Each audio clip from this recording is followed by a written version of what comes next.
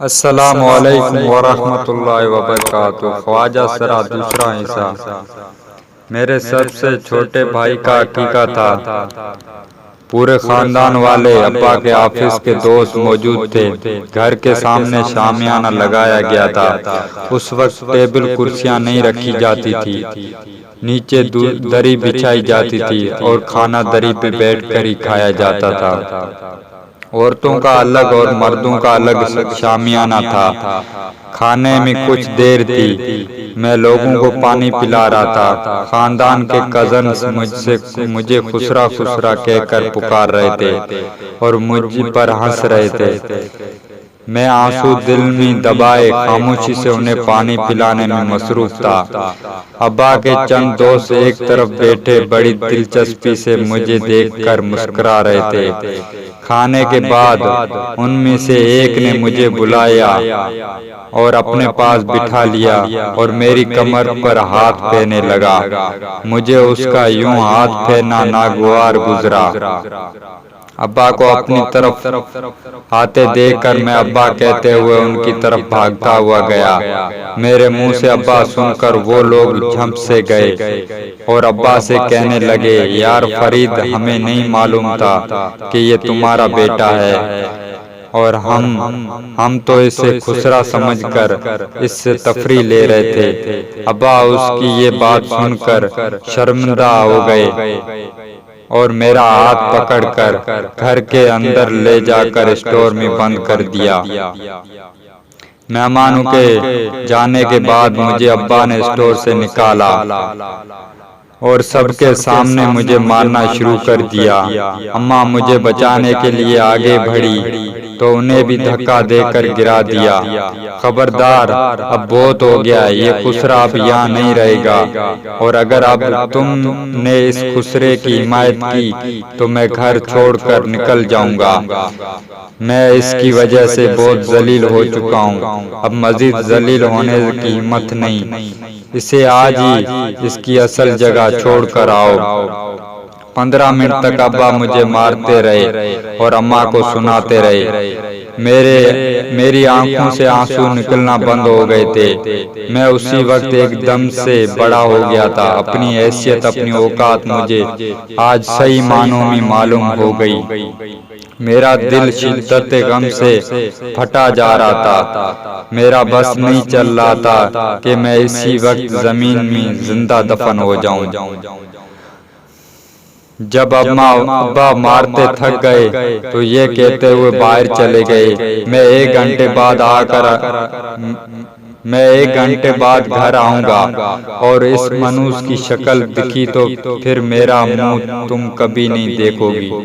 अब्बा के जाने के बाद मैं खामोशी से खड़ा हुआ और अलमारी से अपने कपड़े निकालकर अटैची केस में रखने लगा और अटैची केस लेकर अम्मा के पास आ गया। अम्मा, मुझे मेरी असल जगह छोड़ कर आ जाओ। अम्मा जो रो रही थी, चीख मारकर मुझसे लिपट गई और धाड़ी मारकर रोने लगी, लेकिन मैं अब नहीं रो रहा था, बस अम्मा के आंसू खत्म होने का इंतजार कर रहा था। अम्मा के आंसू खत्म हुए, मैं अम्मा के कमरे में गया और अम्मा का बुर्का लाकर अम्मा को थमा दिया। अम्मा ने मुझे देखा और खामोशी से बुर्का पहनना शुरू कर दिया। 15 मिनट बाद अम्मा ख्वाजा सरा के घर गई। ख्वाजा सरा अम्मा का चेहरा देखकर सब समझ गया और बड़ी इज्जत से अम्मा को बिठाया और चाय बनाकर अम्मा के सामने चाय रख दी। अम्मा के आंखों से दोबारा आंसू निकलना शुरू हो गए। ख्वाजा सरा कहने लगा, बहन जी, इस दुनिया में सिर्फ एक ही वाहिद माँ ही है कि बसती है जो हम ख्वाजा सरा को बर्दाश्त कर सकती है और कोई नहीं, लेकिन वो भी कुछ अरसे बाद मजबूर हो जाती है। आप बेफिक्र होकर इसे हमारे पास छोड़कर जाओ। हम आप लोगों की खुशी के मौके पर नाच गाना गाकर पेट पालते हैं, लेकिन अपनी इज्जत नहीं बेचते। ये हमारे पास महफूज रहेगा, इससे यहाँ मोहब्बत और अपनायत मिलेगी, कोई इसका मजाक नहीं उड़ाएगा। आपका जब दिल करे इससे मिल सकती है या इसे अपने घर बुला सकती है, लेकिन मुझे मालूम है कि आपका शौहर कभी इसे घर बुलाना पसंद नहीं करेगा। अम्मा ने मुझे अपने से लिपटा लिया, मेरे चेहरे पर बूंसों की बारिश शुरू कर दी। रोती जा रही थी और बूंसे लेती जा रही थी। मेरे अंदर आंसू का सैलाब जारी था, लेकिन आंखें खुश्क थी। कुछ देर बाद अम्मा अपने घर चली गई। वहाँ 6 ख्वाजा सराओं रहते थे, मैं 7वां था। उस ख्वाजा सराओं ने मेरा बिस्तर अपने साथ लगा लिया और सारे ख्वाजा सरा मुझसे बड़ी मोहब्बत से बातें करने लगे, अपने बारे में बताने लगे और मुझसे मेरी पसंद का खाना पूछकर 2 ख्वाजा सराओं ने खाना बनाने लगे। आलू गोश्त खाकर यूं ही बातें करते करते सो गया। सिर्फ 3 दिन में मेरा दिल वहां लग गया और हंसने बोलने लगा। मेरे लिए लड़की वाले 4 जोड़े बनाए गए और 1 हफ्ते बाद मुझे 2 ख्वाजा सराओं ने अपने साथ एक घर ले गए जहाँ बच्चे की खुशी मनाई जा रही थी। वहाँ एक ने ढोल बजाए और ढोल बजाते हुए गाना और दूसरे ने नाचना शुरू कर दिया। कुछ देर बाद 2 सूट और 150 रुपए उन लोगों से जमा करके हम घर आ गए। अब इसी तरह मुझे साथ ले जाते रहे और मुझे आस्ता आस्ता अच्छा लगने लगा। 2 माह बाद मेरे कहने पर उन्होंने मुझे भी नाचना गाना सिखाना शुरू कर दिया। मुझसे सारे बड़े मोहब्बत करते थे, मेरी पसंद के खाने बनाए जाते, मेरे लिए हर दूसरे रोज मिठाई लाई जाती। अम्मा शुरू में तो हर दूसरे दिन आती, लेकिन आस्ता आस्ता वक्फा लंबा होने लगा। 4 माह बाद अम्मा आई, मुझे गले लगा कर कहने लगी, बेटा हम कल यहाँ से दूसरी जगह शिफ्ट हो रहे हैं। तेरे अब्बा ने मकान बेचकर दूसरे इलाके में मकान ले लिया है, तो बेटा अब मैं तुझसे मिलने 2-3 माह बाद ही आ सकती हूँ। ये कहकर अम्मा चली गई। मुझे दुख तो हुआ, लेकिन अब मेरे अपने मेरे साथ थे। चंद दिन में सब भूलकर दोबारा अपनी जिंदगी में मस्त हो गया।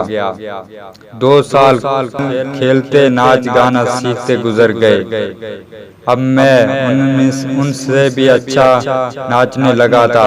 गुरुजी मुझे अपने साथ ले जाने लगे। मैं नाचता, गुरुजी गाते, लोगों को मेरा नाच पसंद आने लगा और ज्यादा पैसे मिलना शुरू हो गए। अब लोग मुझे खुसूसी तौर पर तकरीब के मौके पर बुलाने लगे। मैं सारे ख्वाजा सराओं का लाडला बन चुका था। मेरा नाम रानी रखा, जो कि उस दौर की मशहूर अदाकारा थी। अब मैं 20 साल का खूबसूरत ख्वाजा सरा था, जिसकी धूम आसपास के इलाकों तक जा पहुंची थी। एक दिन 2 आदमी हमारे घर आए और उन्होंने गुरुजी से अपने बच्चे के अकीके में मुझे लाने का कहा और 200 रुपए गुरुजी के हाथ में रख दिए और ये कहते हुए चले गए, मैं 2 दिन बाद गाड़ी भेज दूंगा। 2 दिन ठीक वक्त पर गाड़ी आ गई और गुरुजी मुझे और 2 ख्वाजा सराओं को साथ लेकर गाड़ी में बैठ गए। आधे घंटे बाद गाड़ी एक बड़ी शामियाने के पास रुक गई। घर शामियाने के बाद था। हम गाड़ी से उतरे। मैंने जैसे ही कदम आगे बढ़ाए, एक आदमी और औरत देखकर चौंक पड़ा।